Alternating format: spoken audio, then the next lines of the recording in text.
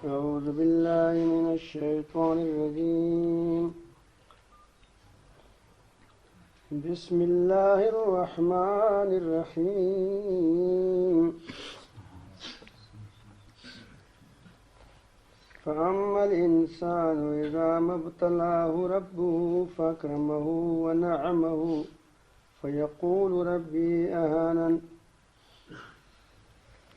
وأما إذا ما ابتلاه فقدر عليه رزقه فيقول ربي أهانن كلا بل لا تكرمون اليتيم ولا تحاضون على طعام المسكين صدق الله مولانا العظيم. درود شریف پڑھیے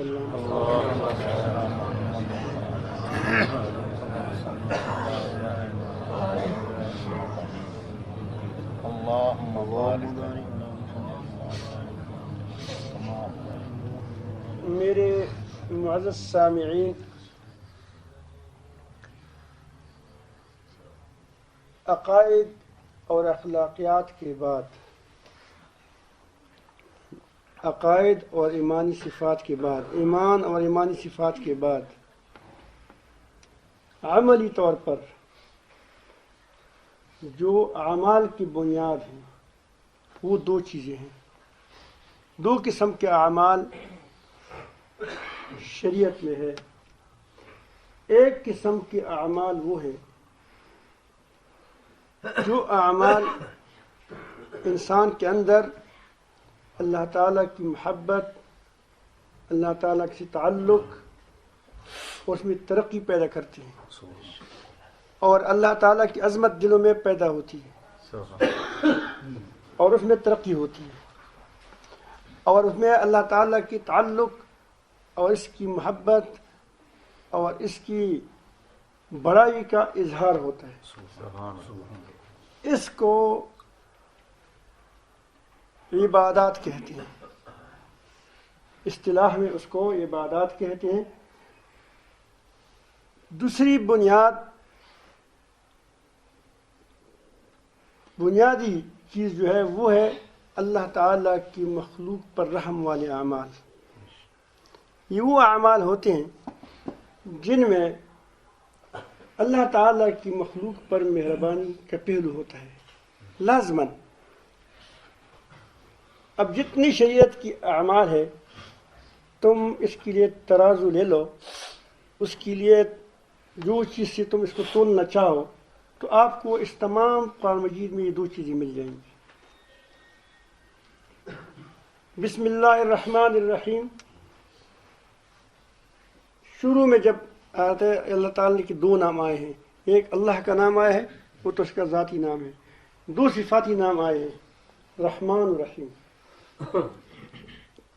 اور رحمان الرحیم کی صفت لانے کا پہلا یہی ہے کہ رحمان کے بندو تم کو رحمان بننا چاہیے، کہ مہربان بننا چاہیے. تو اس میں دوسری بات کیا ہے؟ مہربانی کی پہلو ہے. یہ ساری احکامات اس دو چیزوں کے اندر ہے.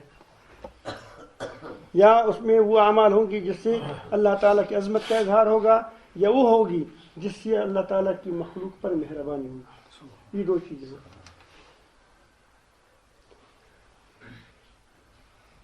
پہلی سورت قرآن مجید کی لے لیں، سورۃ فاتحہ. الحمدللہ رب العالمین، یہ تو اللہ تعالیٰ کی صفت بیان ہوئی. آگے دو صفات کا حوالہ ہے، الرحمن الرحیم. تم روزانہ اس کو پڑھتے. آؤ سورۃ بقرہ کی پہلی آیات کو لے لو، پہلی آیاتوں کو، ابتدائی آیاتوں کو. ہدی للمتقین الذین یؤمنون بالغیب، یہ تو ہو گیا عقیدہ. ویقیمون الصلاۃ ومما رزقناہم ينفقون، نماز پڑھتے ہیں، نماز قائم کرتے ہیں. نماز اللہ تعالیٰ کی عظمت کا اظہار ہے. اس سے اللہ تعالیٰ کی عظمت پیدا ہوتی ہے، اللہ تعالیٰ کی محبت پیدا ہوتی ہے. دوسری چیز کیا ہے؟ ومما رزقناہم ينفقون، اور جو اللہ تعالیٰ نے کچھ دیا ہے اس سے خرچ کرتے ہیں. اللہ تعالیٰ نے قوت دی ہے، اللہ تعالیٰ نے مال دی ہے، وہ اللہ تعالیٰ کی مخلوق کی فائدے میں اللہ تعالیٰ کے راستے میں خرچ کرتے ہیں.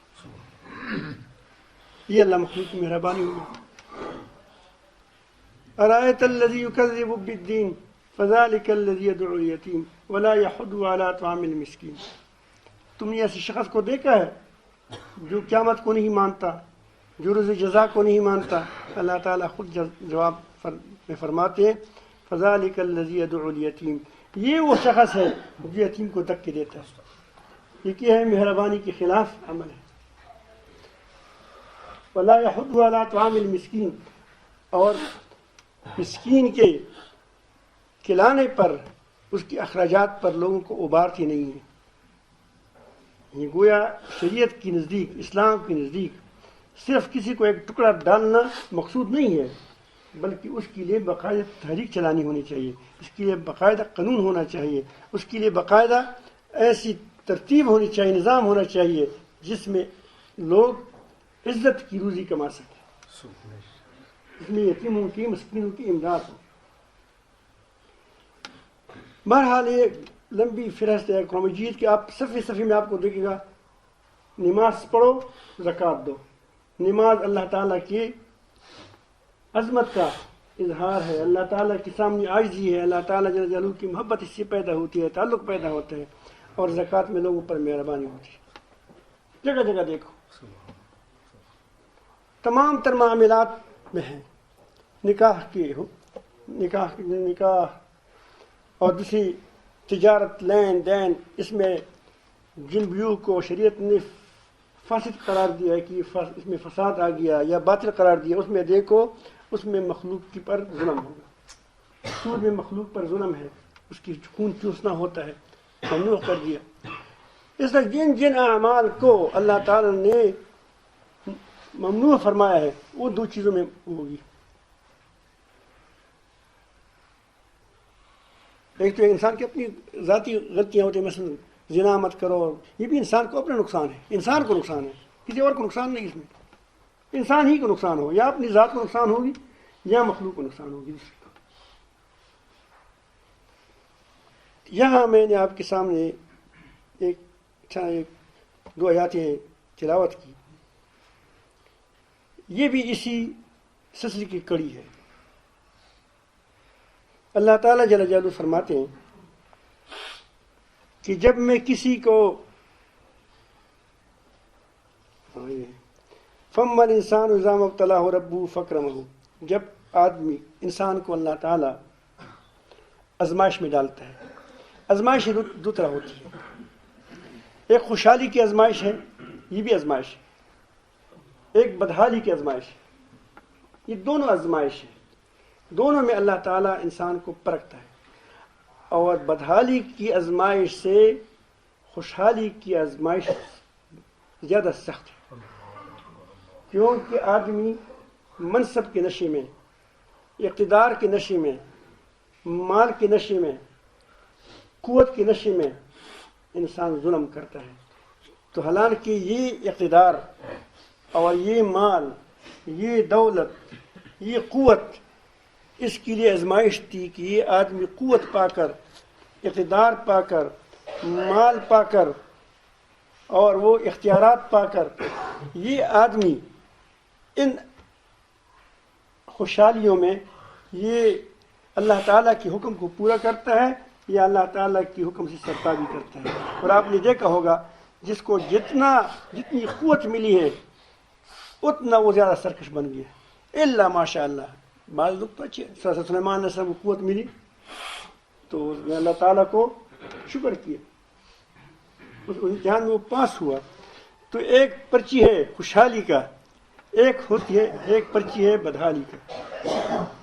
بدحالی میں لوگ زیادہ نقصان نہیں کرتے, کیونکہ انسان جب عاجز ہوتے ہیں, فقیر ہوتے ہیں, اس کے اندر عاجزی ہوتی ہے, مسکین ہوتی ہے, اس میں اس کو یہ امتحان ہوتا ہے کہ دیکھو یہ مخلوق سے مانگتا ہے یا خالق سے مانگتا ہے.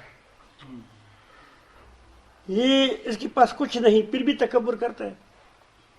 تو بعض لوگ ہوتے ہیں کہ جو فقیر بھی ہوتے ہیں, تک 1 روپیہ اس کے ساتھ نہیں ہے, پھر بھی تکبر کیا ہوتا ہے, اس کا فرعون سے بڑا ہوتا ہے. تو سب کا امتحان ہوتا ہے. دنیا امتحان کی جگہ ہے, ہر آدمی کو پرچہ ملا ہے, کس کو حل کرو.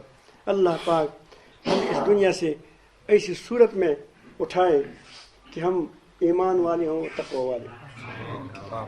تو اللہ تعالیٰ جل جلالہ نے فرمایا کہ جب میں انسان کو آزمائش میں ڈالتا ہوں فاکرمہ تو میں اس کو عزت دیتا ہوں، مال دیتا ہوں، دولت دیتا ہوں۔ تو اللہ تعالیٰ فرماتے ہیں ونعمہ، اس پر نعمت کرتا ہوں، انعامات کرتا ہوں، اس کو نعمتوں سے نوازتا ہوں۔ فیقول ربی اکرمن، تو وہ کہتے ہیں کہ میرے رب نے مجھے عزت دی۔ یہ بھی تکبر کا اس کے اندر پہلو نکلتی ہے۔ اس وقت تو یہ کہتے ہیں کہ یہ اللہ تعالیٰ کا فضل ہے، اللہ تعالیٰ کی مہربانی ہے مجھ پر، اللہ تعالیٰ کا کرم ہے کہ مجھ پر اللہ تعالیٰ نے فرمایا۔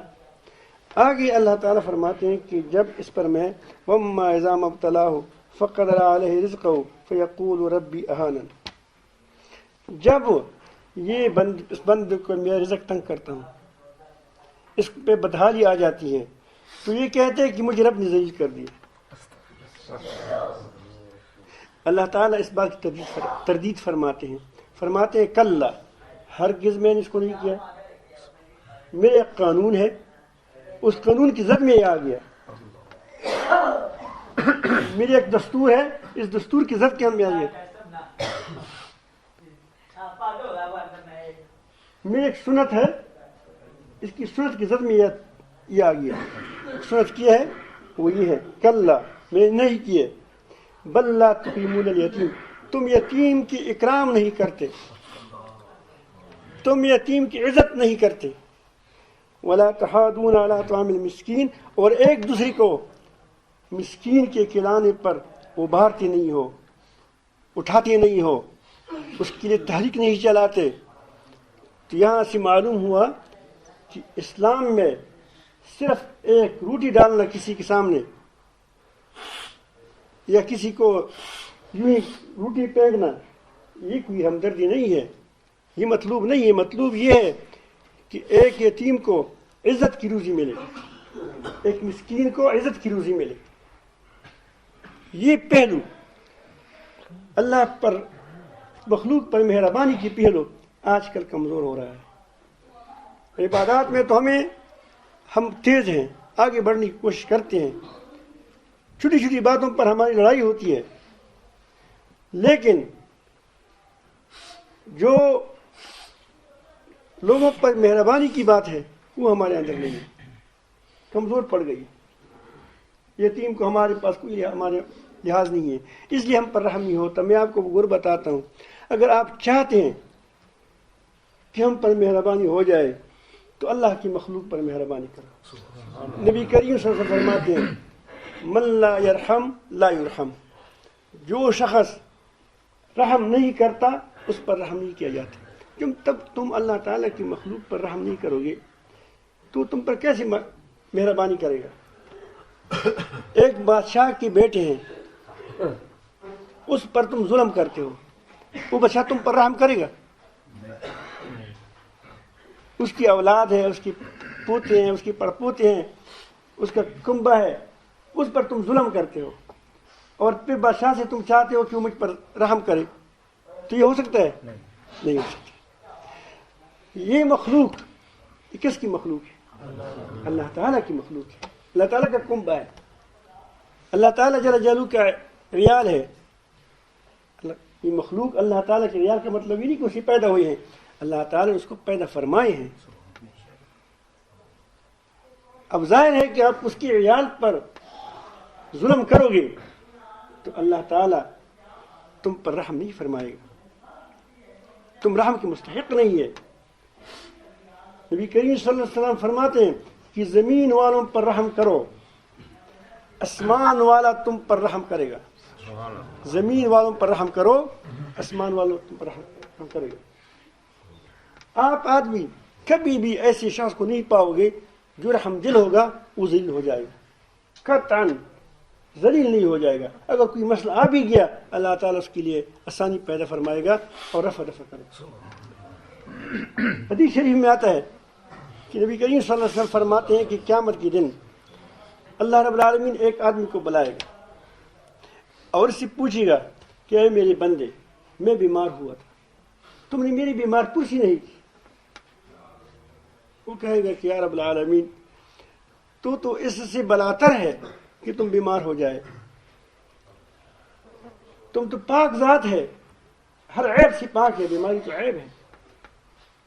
ہم بیمار ہوتے تو تجھ سے شفا مانگتے تھے، آپ طاقت والا ہے، آپ تو قوت والا ہے، آپ تو لوگوں کو شفا دینے والے ہیں، ہم آپ کو کیسی بیمار پرسی کرتے؟ اللہ تعالیٰ فرماتے ہیں کہ فلان میرا بندہ بیمار ہوا تھا، اگر تم اس کے پاس جاتے، اس کی بیمار پرسی کرتے، بیمار پرسی کا مطلب ہے کہ اس کی کوئی مدد کرتے جو تم سے ہو سکے تو تم مجھے وہاں پاتے۔ اس بیمار کے ساتھ میں تھا۔ یعنی اللہ تعالیٰ اس طرح لوگوں کے ساتھ ہوتا ہے، مطلب ہے کہ وہاں اللہ تعالیٰ ملتا ہے، یہ نہیں کہ وہ شاید وہ اللہ تعالیٰ کو کیا وہ اللہ کا دوست نہ ہو، لیکن اللہ تعالیٰ مہربانی کی جگہوں میں ڈھونڈو، جہاں مہربانی کی جگہ ہوتی ہیں وہاں اللہ تعالیٰ کو ڈھونڈو۔ ہم خوش ذکر کرتے ہیں۔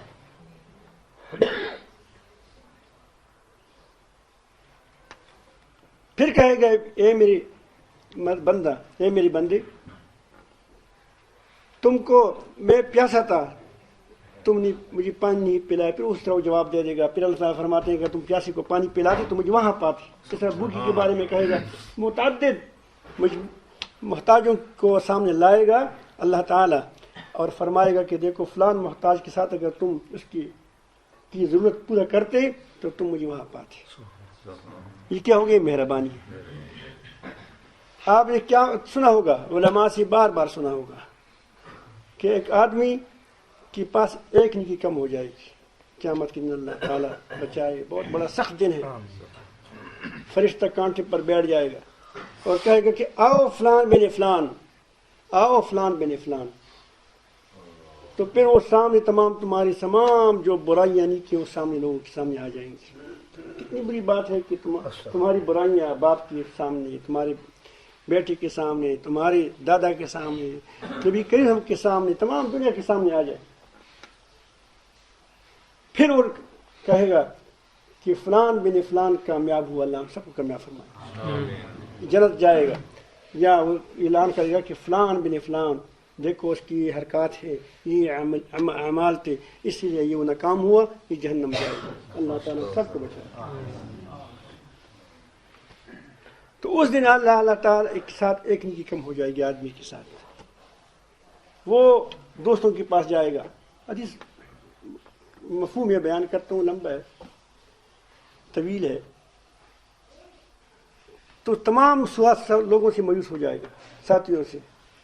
پھر جائے گا باپ کے پاس، اس کی محنت کرے گا، وہ بھی نیکی نہیں دے گا، کیونکہ ہر آدمی بیچارہ یہ سمجھے گا کہ یہ 2 نیکیاں کم ہو گئی تو میں کیا کروں گا۔ پھر اب ماں کے پاس آئے گا کہ میری ماں، آپ کو پتہ ہے کہ آپ نے مجھے پیٹ میں پالا، پھر مجھے آپ نے دودھ پلایا، اور آپ نے ہر مشکل میں ہمارا ساتھ دے دیا، اب مجھ پر بہت بڑی مشکل آئی، مجھے ایک نیکی میرے ساتھ کم ہے، اگر آپ مجھے ایک نیکی دے دیں تو میں اس جہنم سے بچ جاؤں گا۔ وہ اس کو کہتی ہے کہ میری بیٹی واقعی آپ مجھے بہت پیارے ہیں، میں نہیں چاہتی کہ تم جہنم چلے جائیں، لیکن اگر میری 2 نیکی کم ہو گئی پھر میں کیا کروں؟ تمہاری تو 1 نیکی کم ہے، پھر بھی گزارا ہو جائے گا، تھوڑی سی جہنم میں جاؤ گے، پھر اسے نکالے جاؤ گے، اگر میری نیکی کم ہو گئی میں کیا کروں گی؟ اس لیے میری مدد نہیں کر سکتی۔ وہ مغموم راستے میں جاتا ہوا ہوگا، راستے میں اس کو ایک آدمی ملے گا، اس کو کہے گا کہ تم کیوں مغموم ہے؟ دیکھو اس دن میں کسی جو پوچھے کہ تم کو کیوں غم لاحق ہے، یہ مہربان ہو گیا نہیں ہوگا؟ جو اس دن کسی کو کہے کہ تم کیوں فکر مند ہو، تم کو کیا کون سی فکر لاحق ہو گئی ہے، یہ مہربان ہے یا نہیں مہربان؟ بہت بڑا مہربان ہے۔ اس کو کہے گا کہ بھئی تم کیوں فکر مند ہے، وہ کہے گا کہ بس یہ مسئلہ ہے۔ اس نے کہا کہ اس کے لیے تم کیوں خفا ہے، میرے پاس ایک ہی نیکی ہے، اگر آپ اتنی ساری نیکیوں کے باوجود جنت نہیں جا سکتے تو میں ایک نیک کے ساتھ کیسے جنت جاؤں گا؟ چلو یہ تم لے لو. اللہ اللہ تعالیٰ کی رحمت جوش میں آئے گا تو دونوں کو معاف فرمائے گا. لیکن ان کے ساتھ یہ نیکی کون سی نیکی تھی؟ اگر آپ سوچیں اس حدیث کے اندر یہی مہربانی تھی. اس نے بذات خود کوئی عمل نہیں کرتا، فقیر ہوگا، مسکین ہوگا بیچارہ، لیکن اس خرخواہ تھا. اس لیے تو پوچھا کہ تم کیوں مغموم ہے، کیوں ادھر ادھر بھاگتے ہو. اسی لیے تو اس نے ایک نیکی دی. ورنہ وہ کہتے کہ چلو آدمی دیکھتا ہے جب کسی پریشانی میں ہو وہ کہتے ہیں کہ دوسرے کسی پریشانی میں ہو جائے تاکہ کیا ہو جائے، ہمارے ساتھ برابر ہو جائے. لیکن یہ کہتے ہیں چلو میں تو ایسے بھی جہنم جاتا ہوں، اس بیچارے کا تو کام تو ہو جائے گا. مہربان ہے، مہربان ہے. حضرت عبداللہ بن مبارک رحمۃ اللہ علیہ کے نام آپ نے سنا ہوگا. بہت بڑی محدث، بہت بڑی فقیہ گزرے ہیں، بہت بڑے مجاہد، بہت بڑے مبلغ گزرے ہیں. وہ حج پہ جا رہے تھے. میں بتاتا ہوں آپ کو، یتیموں پر رحم کرو. اگر آپ چاہتے ہو کہ میں مزے سے رہوں، میں لوگوں کے قریب ہو جاؤں، میں اللہ کے قریب ہو جاؤں، میں جنت کے قریب ہو جاؤں، تو بس رحم کو اپنے کیا ہاتھوں سے مضبوط پکڑو. وہ چلا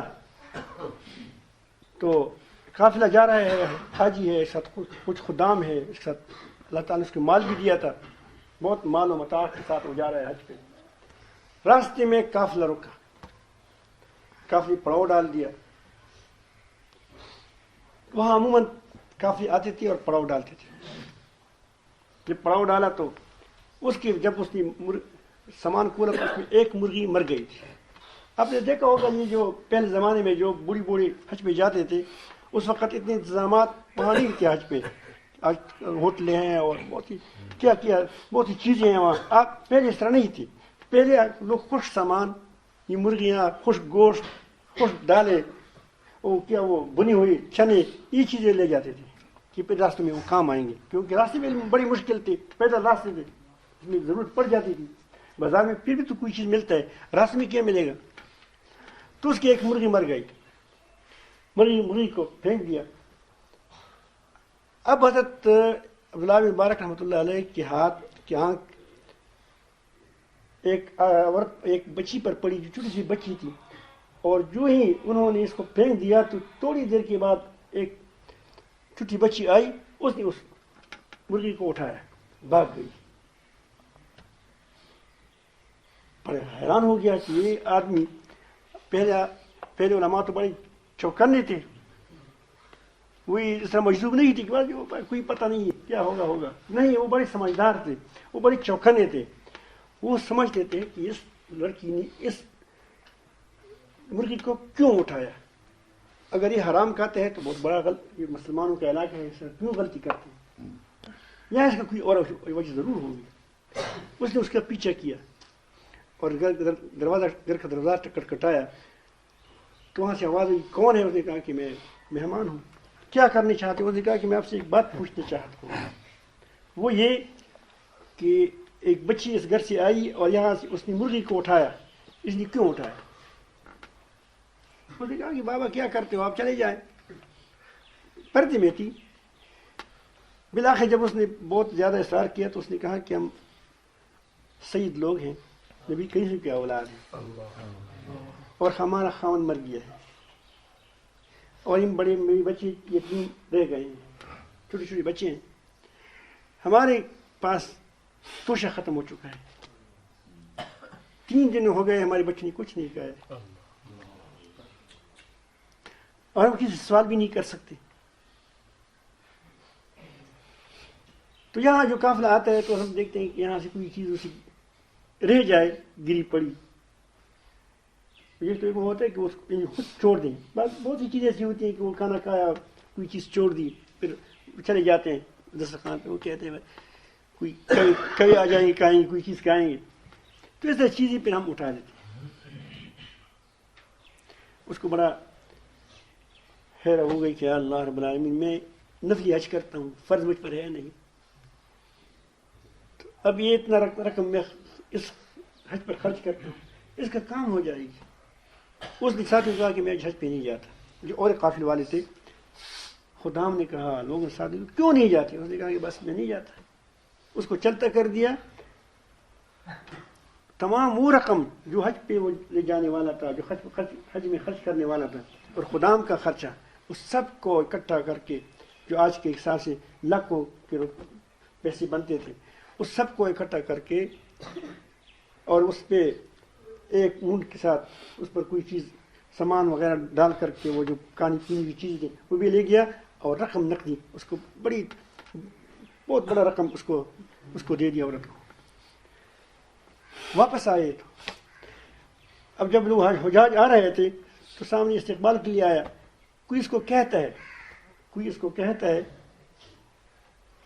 کہ عبداللہ ہم نے تو تم کو طواف پہ دیکھا تھا. کوئی کہتا ہے کہ ہم نے تم کو وہ عرفات میں دیکھا تھا. کوئی کہتا ہے کہ تم کو ہم نے مزدلفہ میں دیکھا تھا. انہوں نے کہا کہ میں تو نہیں گیا ہوں. انہوں نے کہا کہ نہیں تم گئے تھے، تم ویسے کہتے آپ گئے تھے، آپ وہی ساتھی جو لوگ ساتھ گئے تھے وہ بھی اس کو کہتے کہ ہم نے آپ کو دیکھا ہے، آپ گئے تھے ہمارے پیچھے آئے تھے. انہوں نے کہا کہ نہیں میں نہیں گیا تھا. بلکہ ایک آدمی تو خواب دیکھا کہ اس سال 6 لاکھ لوگ آئے تھے حج کا. 6 لاکھ میں سے صرف 6 آدمی کے حج قبول ہو گیا. اللہ تعالیٰ نے اس کی توفیق سب کے حج قبول فرمایا، اور وہ عبداللہ بن مبارک ایک تھا. بہرحال ایک آدمی کچھ دیر کے بعد ایک تیرا لایا کہ عبداللہ یہ وہ تیلا ہے جو تو نے مجھے بابی جبریل میں دیا تھا. کہا کہ یا اللہ یہ کیا ماجرا ہے، میں تو جانتا نہیں ہوں کیا ہوا. اس نے جب سوئے تو رات میں خواب میں نبی کریم کو دیکھا.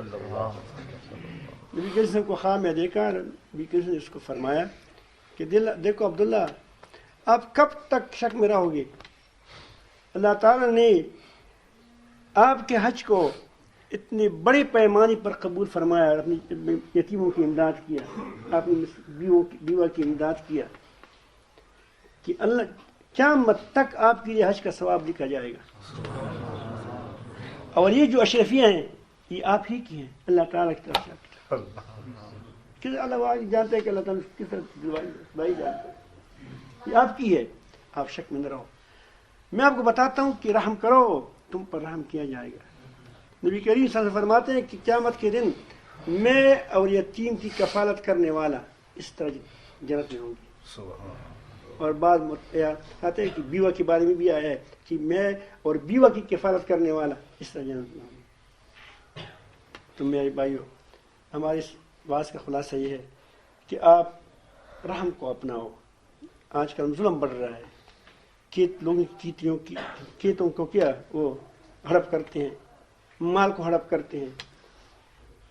ساس جو ہوتی ہے وہ بہو پر ظلم کرتی ہے. بہو کی ماں جو ہے اور بیٹی کا کیا وہ خاوند میاں کا ساس وہ بیٹی کو کہتا ہے کہ دیکھو کوشش کرو اپنے شوہر پر غالب آنے کی کوشش کرو. یہ سارے ظلم ہے، یہ سارے ظلم میں داخل.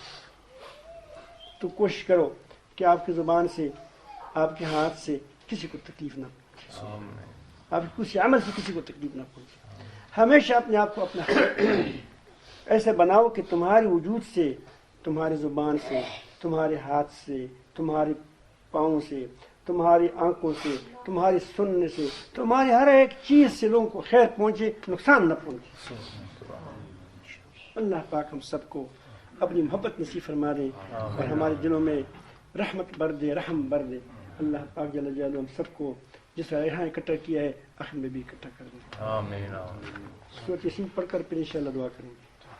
ساتھ سورۃ یاسین پڑھ کے پھر دعا کریں گے.